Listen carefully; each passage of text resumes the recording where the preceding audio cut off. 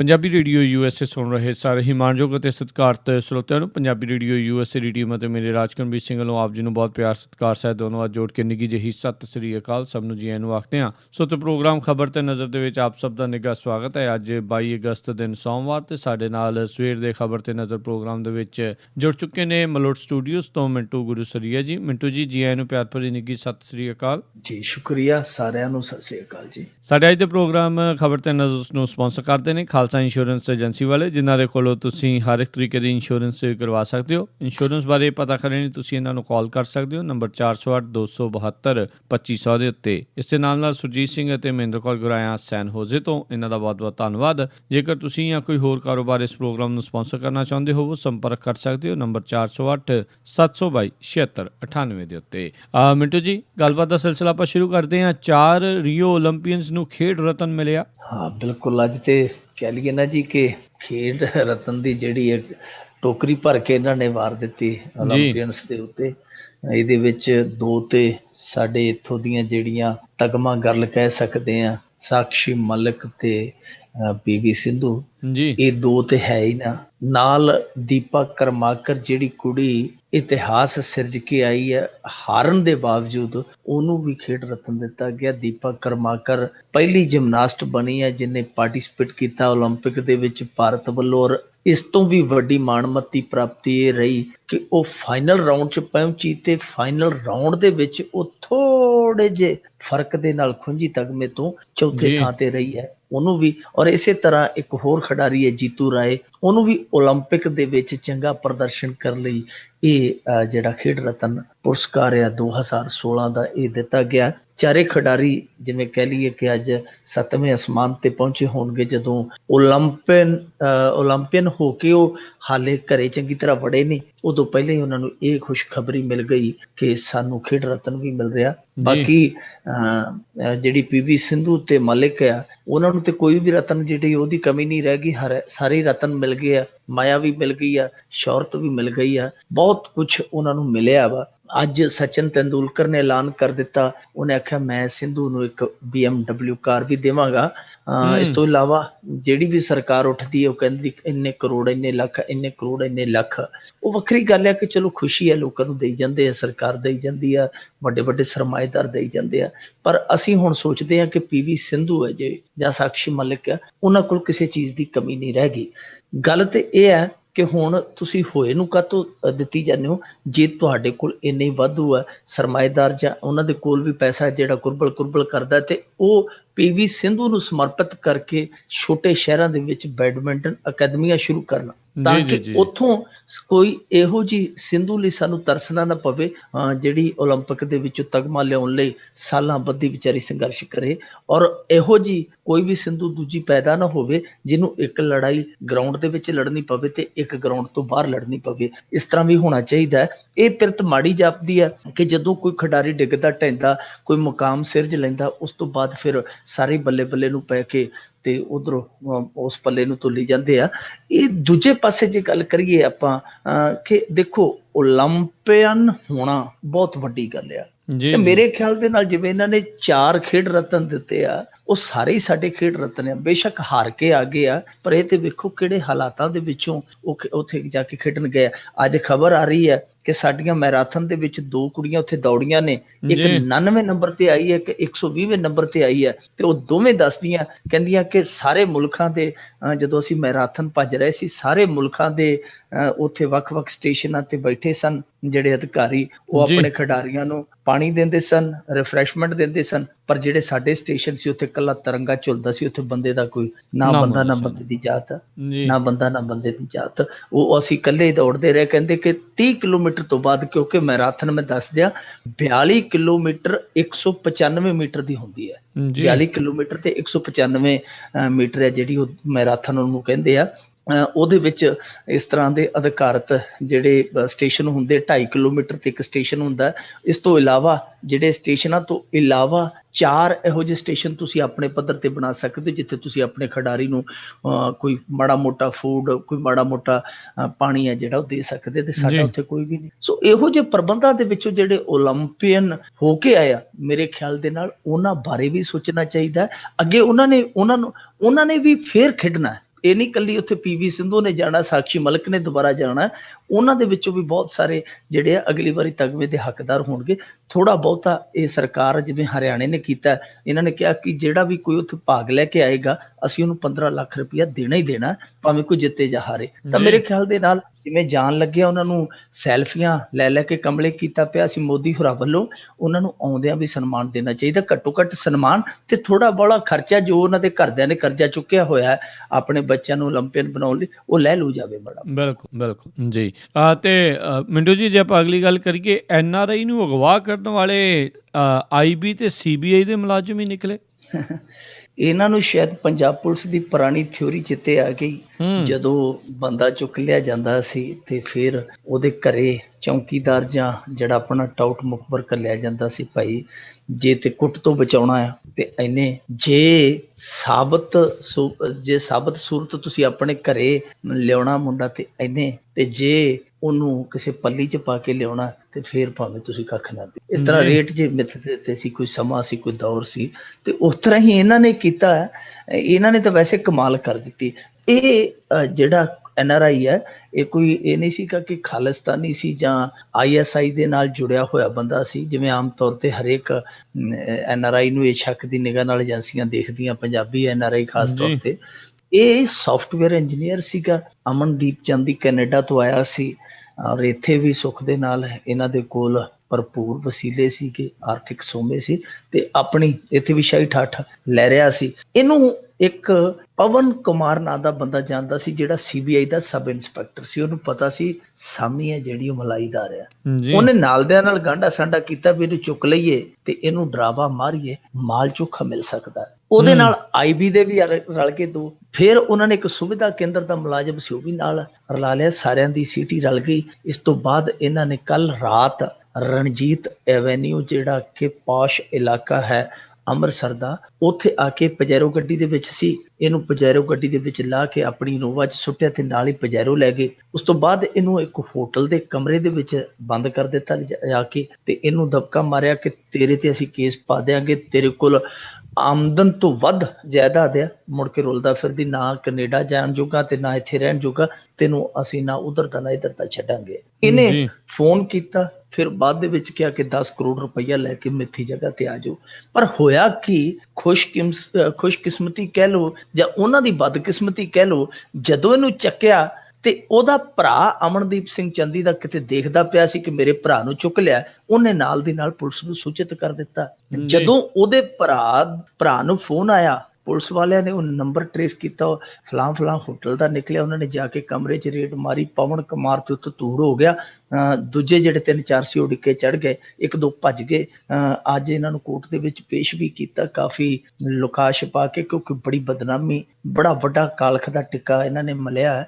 ਪਰ ਸਵਾਲ ਸਭ ਤੋਂ ਵੱਡਾ ਖੜਾ ਹੁੰਦਾ ਹੈ ਕਿ ਜੇ ਉਹਦਾ ਭਰਾ ਨਾ ਵਹਿੰਦਾ, ਉਹਨੂੰ ਚੁੱਕੇ ਜਾਂਦੇ ਨੂੰ, ਤਾਂ ਫਿਰ ਕੁਝ ਵੀ ਹੋ ਸਕਦਾ ਸੀਗਾ। ਇੱਕ ਮਾਮਲੇ 'ਚ ਤੇ ਹੁਣ ਅਸੀਂ ਇਹ ਵੀ ਕਹਿ ਸਕਦੇ ਹਾਂ ਕਿ ਜੇ ਕਿਤੇ ਖੁਦਾ ਨਾ ਖਾਸਤਾ ਜਿਵੇਂ IB ਤੇ CBI ਦਾ ਗੱਠਜੋੜ ਹੋ ਗਿਆ ਤੇ ਜੇ ਕੋਈ ਤੀਜਾ ਇਹਨਾਂ ਦੇ ਨਾਲ ਕੋਈ ਸਿਆਸਤਦਾਨ ਰਲ ਜਾਂਦਾ, ਫਿਰ ਵੀ ਇਹਨਾਂ ਦਾ ਕੁਛ ਨਹੀਂ ਸੀ ਪਤਾ ਲੱਗਣਾ, ਫਿਰ ਵੀ ਖੇਡ ਇਹਨਾਂ ਦੀ ਕਾਮਯਾਬੀ ਹੋ ਸਕਦੀ ਸੀਗੀ। ਪਰ ਜੋ ਵੀ ਹੋਇਆ ਇਹ ਬਹੁਤ ਗਲਤ ਹੋਇਆ। ਇਹੋ ਜਿਹੇ ਬੰਦਿਆਂ ਦਾ ਕੰਮ ਹੈ ਜਿਹੜਾ, ਉਹ ਇਹ ਨਹੀਂ ਆਪਾਂ ਕਹਿ ਸਕਦੇ ਕਿ ਪਹਿਲਾ ਸੀ ਜਾਂ ਆਖਰੀ ਸੀ। ਇਹਨਾਂ ਨੇ ਪਤਾ ਨਹੀਂ ਕਿੰਨੇ ਕੁ ਆਪਣੇ ਕੈਰੀਅਰ ਦੇ ਵਿੱਚ ਇਹੋ ਜਿਹੇ ਚੰਦ ਚਾੜੇ ਆ। ਇਸ ਲਈ ਇਹਨਾਂ ਬੰਦਿਆਂ ਨੂੰ, ਜਿਵੇਂ ਹੁਣ ਪੁਲਿਸ ਹੱਥ ਤੇ ਪਾ ਬੈਠੀ ਹੈ ਉਹਨਾਂ ਨੂੰ, ਕਿਉਂਕਿ ਉਹਨਾਂ ਨੂੰ ਤਾਂ ਇਹ ਲੱਗਿਆ ਸੀ ਕਿ ਅਗਵਾਕਾਰ ਨੇ, ਉਹਨਾਂ ਨੂੰ ਪਤਾ ਨਹੀਂ ਸੀ ਕਿ ਸਾਡੇ ਹੀ ਉਤਲੇ ਜਿਹੜੇ ਆ ਉਹ ਉੱਥੇ ਅਗਵਾਕਾਰ ਬਣ ਕੇ ਬੈਠੇ ਆ। ਹੁਣ ਪੁਲਿਸ ਹੈ ਜਿਹੜੀ ਉਹ ਮਖਿਆਲ ਦੇ ਵਿੱਚ ਹੱਥ ਤੇ ਪਾ ਬੈਠੀ, ਹੁਣ ਡੰਗਾ ਤੋਂ ਡਰਦੀ ਪਈ ਹੈ। ਮੰਤਰ ਉਹਦੇ ਕੋਲ ਹੈ ਨਹੀਂ ਕੀਲਣ ਜੋਗੇ, ਉਹ ਹੁਣ ਬਚਾ ਕੇ ਇਹਨਾਂ ਨੂੰ ਕੱਢਦੀ ਫਿਰਦੀ ਹੈ। ਸੋ ਇਹਨਾਂ ਨੂੰ ਲੋੜ ਹੈ ਰਿੜਕਣ ਦੀ, ਔਰ ਮੇਰੇ ਖਿਆਲ ਦੇ ਨਾਲ ਪੰਜਾਬ ਪੁਲਿਸ ਦੇ ਤੇ ਇਹ ਵੱਸ ਦੀ ਗੱਲ ਨਹੀਂ ਕਿ ਉਹ ਇਸ ਤਰ੍ਹਾਂ ਦੀਆਂ ਸੈਂਟਰ ਏਜੰਸੀਆਂ ਨੂੰ, ਉਹਨਾਂ ਦੇ ਮੁਲਾਜ਼ਮਾਂ ਨੂੰ ਇਹ ਇਨਵੈਸਟੀਗੇਸ਼ਨ ਕਰ ਸਕਣ।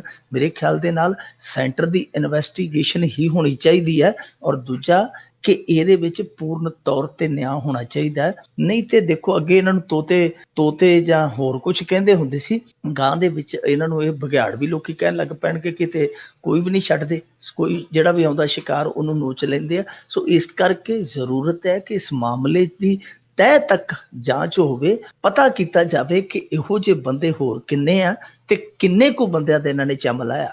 ਜੀ, ਜੀ, ਜੀ। ਅਗਲੀ ਆਪਾਂ ਗੱਲ ਕਰੀਏ ਮਿੰਟੂ ਜੀ, ਵੀ ਕੇਜਰੀਵਾਲ ਹੁਣਾਂ ਨੇ ਆਖਿਆ ਵੀ ਪਾਰਟੀ ਕੋਲ ਫੰਡ ਨਹੀਂ, ਆਪੇ ਹੀ ਲੜੋ ਚੋਣ। ਜਿਵੇਂ ਦਿੱਲੀ 'ਚ ਸਰਕਾਰ ਸੀ ਇਹਨਾਂ ਦੀ, ਤੇ ਇਹਨਾਂ ਨੂੰ ਤੇ ਕਹਿਣਾ ਚਾਹੀਦਾ ਸੀ ਕਿ ਪੈਸੇ ਕੀ ਲਗਾ ਦੂੰ ਡੇਰੀ, ਜੋ ਪੈਸਾ ਪੈਸਾ ਕਰਤੀ ਹੈ। ਤੇ ਇਹ ਤਾਂ ਕਹਿੰਦੇ ਆ ਕਿ ਠਨ ਠਨ ਗੋਪਾਲ ਬੋਲੇ ਕੇਜਰੀਵਾਲ। ਜੀ, ਇਹ ਉਲਟ ਹੋਇਆ ਪਿਆ ਜੀ। ਅਰਵਿੰਦ ਕੇਜਰੀਵਾਲ ਹੋਰਾਂ ਨੇ ਅੱਜ ਸਾਫ਼ ਕਰ ਦਿੱਤਾ, ਉਹਨਾਂ ਕਿਹਾ ਕਿ ਖਜ਼ਾਨਾ ਸਾਡੀ ਪਾਰਟੀ ਦਾ ਖਾਲੀ ਹੈ।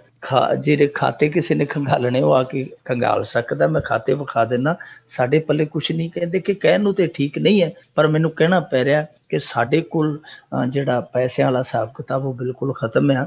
ਇਸ ਕਰਕੇ ਜਿਹਨੇ ਵੀ ਇਲੈਕਸ਼ਨ ਲੜਨੀ ਹੈ ਉਹ ਸਵਾਰੀ ਆਪਣੇ ਸਮਾਨ ਦਾ ਆਪ ਜ਼ਿੰਮੇਵਾਰ ਹੀ ਹੈ। ਜੀ, ਸਾਡੇ ਕੋਲ ਕੁਛ ਨਹੀਂ, ਸਾਡੇ ਕੋਲ ਕੋਈ ਆਸ ਨਾ ਰੱਖੇ, ਸਾਡੇ ਕੋਲ ਉਮੀਦ ਨਾ ਰੱਖੇ। ਵੈਸੇ ਗੱਲ ਇਹ ਹੈ ਕਿ ਉਹਨੇ ਕਈ ਧੀ ਨੂੰ ਹੈ ਪਰ ਸੁਣਾਈ ਨੂੰਹ ਨੂੰ ਹੈ, ਕਈ ਉਹਨੇ ਗੁਆ ਦੇ ਵਿੱਚ ਆ ਜੀ, ਪਰ ਸੁਣਾਈ ਉਹਨੇ ਪੰਜਾਬੀਆਂ ਨੂੰ ਹੈ, ਕਿਉਂਕਿ ਇੱਥੇ ਜ਼ਿਆਦੀ ਭੱਜ ਦੌੜ ਮੱਚੀ ਹੈ।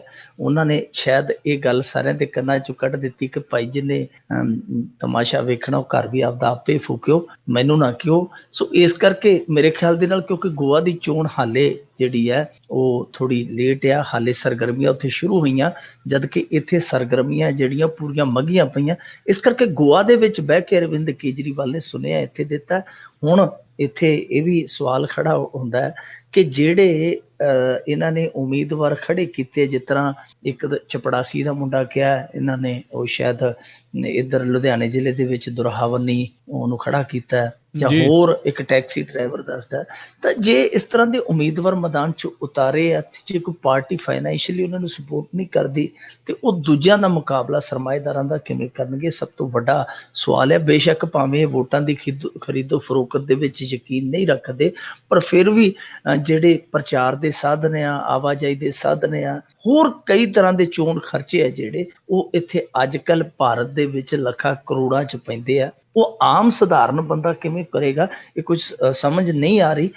ਠੀਕ ਹੈ ਕਿ ਜਿਹੜੇ ਬੰਦੇ ਮੋਟੇ ਆ, ਜਿਹੜੇ ਬੰਦੇ ਸੰਪਤੀ ਫੁੱਲ ਰੱਖਦੇ ਆ, ਜਾਂ ਜਿਨ੍ਹਾਂ ਨੇ ਜੋੜੇ ਤੋੜੇ ਆ, ਉਹ ਤੇ ਕਰ ਸਕਦੇ ਆ। ਆਮ ਸਧਾਰਨ ਜਿਹਨੂੰ ਇਹਨਾਂ ਨੇ ਕਿਹਾ ਸੀਗਾ ਕਿ ਅਸੀਂ ਆਮ ਸਧਾਰਨ ਵਿਧਾਇਕ ਜਿਹੜੇ ਬਣਾਵਾਂਗੇ, ਤਾਂ ਉਹਨਾਂ ਲਈ ਮੇਰੇ ਖਿਆਲ ਦੇ ਨਾਲ ਜਿਹੜੇ ਵੱਡੇ ਵੱਡੇ ਘਾਗ ਸਰਮਾਏਦਾਰ ਉਹਨਾਂ ਦੇ ਮੁਕਾਬਲੇ ਟਿਕ ਪਾਉਣਾ ਇਸ ਤਰ੍ਹਾਂ ਸੌਖਾ ਨਹੀਂ ਜਾਪਦਾ। ਪਰ ਫਿਰ ਵੀ ਵੇਲੇ ਦੇ ਨਾਲ ਇਹਨਾਂ ਨੇ ਆਪਣੇ ਲੋਕਾਂ ਨੂੰ ਚੇਤੰਨ ਕਰ ਦਿੱਤਾ, ਇਹ ਚੰਗੀ ਗੱਲ ਆ। ਭਾਈ ਹੁਣ ਉਹੀ ਅੱਗੇ ਆਏਗਾ ਜਿਹੜਾ ਕੋਈ ਮਾੜੀ ਮੋਟੀ ਝਾਲ ਚੱਲ ਸਕਦਾ।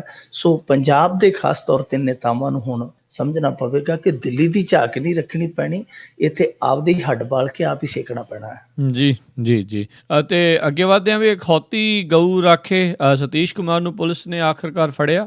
ਸਤੀਸ਼ ਨੂੰ ਵਰਿੰਦਾਵਨ ਯੂਪੀ ਦੇ ਵਿੱਚੋਂ ਫੜ ਲਿਆ ਗਿਆ ਹੈ, ਔਰ ਇਸ ਬੰਦੇ ਦੀਆਂ ਹਰਕਤਾਂ ਜਿਹੜੀਆਂ ਉਹ ਦਿਨੋਂ ਦਿਨ ਕਾਲੀਆਂ ਨਿਕਲਦੀਆਂ ਆਉਂਦੀਆਂ। ਜਿਵੇਂ ਜਿਵੇਂ ਪਰਦਾ ਚੁੱਕੀਦਾ ਤਾਂ ਉਹਦੇ ਹੇਠੋਂ ਇਹਦੀਆਂ ਕਰਤੂਤਾਂ ਦਾ ਜਿਹੜਾ ਕਿੱਸਾ ਹੈ ਉਹ ਕਾਲੇ ਰੰਗ ਦਾ ਹੀ ਨਿਕਲਦਾ। ਇਹ ਸਤੀਸ਼ ਜਿਹੜਾ ਹੈ, ਦੇਖੋ ਕਿੰਨਾ ਹੰਕਾਰਿਆ ਸੀ ਇਹਨਾਂ ਦਾ ਟੋਲਾ। ਜਦੋਂ ਇਹਦੇ ਤੇ ਪਰਚਾ ਦਰਜ ਹੁੰਦਾ ਮੋਦੀ ਦੇ ਬਿਆਨ ਤੋਂ ਬਾਅਦ, ਉਹ ਤੋਂ 1-2 ਦਿਨਾਂ ਬਾਅਦ ਪਰਚਾ ਦਰਜ ਹੋਣ ਤੋਂ ਬਾਅਦ ਰਾਜਪੁਰੇ ਦੇ ਨੇੜੇ ਇੱਕ ਕਾਰ ਦੇ ਵਿੱਚ, ਜਿਹਦੇ ਉੱਤੇ ਨੀਲੀ ਬੱਤੀ ਲਾਈ ਹੈ, ਇੱਕ ਕਾਰ ਸਵਾਰ ਹੁੰਦਾ, ਉਹ ਇੱਕ ਉਸ ਟਰੱਕ ਨੂੰ ਰੋਕ ਲੈਂਦਾ ਜਿਹਦੇ 'ਚ ਇੱਕ ਗਾਂ ਲੱਦੀ ਹੁੰਦੀ ਸੀ। ਗਾਂ ਲੱਦੀ ਵਾਲਾ ਜਿਹੜਾ ਬੰਦਾ ਥੱਲੇ ਉਤਰ ਕੇ ਅਰਜ਼ ਗੁਜ਼ਾਰਦਾ ਕਿ ਦੱਸੋ ਭਾਈ ਕੀ ਕੰਮ ਆ, ਤੇ ਉਹ ਕਹਿੰਦਾ ਕਿ ਤੁਸੀਂ ਗਊ ਤਸਕਰੀ ਲਈ ਲਿਜਾ ਰਹੇ ਹੋ। ਉਹਨੇ ਆਖਿਆ ਸਾਹਿਬ ਜੀ ਗੱਲ ਇਹ ਹੈ ਕਿ ਮੈਂ ਜਗਰਾਉਂ ਮੰਡੀ ਚੋਂ ਇਹ ਗਾਂ ਲਿਆਂਦੀ ਹੈ, ਰਸੀਦ ਵੇਖ ਲਾ, ਜੋ ਮਰਜ਼ੀ ਕਰ ਲਾ, ਤੇ ਅੰਬਾਲਾ ਮੇਰਾ ਸ਼ਹਿਰ ਆ, ਮੈਂ ਦੁੱਧ ਪੀਣ ਲਈ ਗਾਂ ਲਿਆਂਦੀ ਹੈ, ਨਾ ਕਿ ਮੈਂ ਇਹਨੂੰ ਕੋਈ ਵੇਚਣ ਬਚਾਉਣ ਲਈ, ਮੈਂ ਤਾਂ ਆਪਦੇ ਬੱਚਿਆਂ ਲਈ ਲੈ ਕੇ ਚੱਲਿਆ।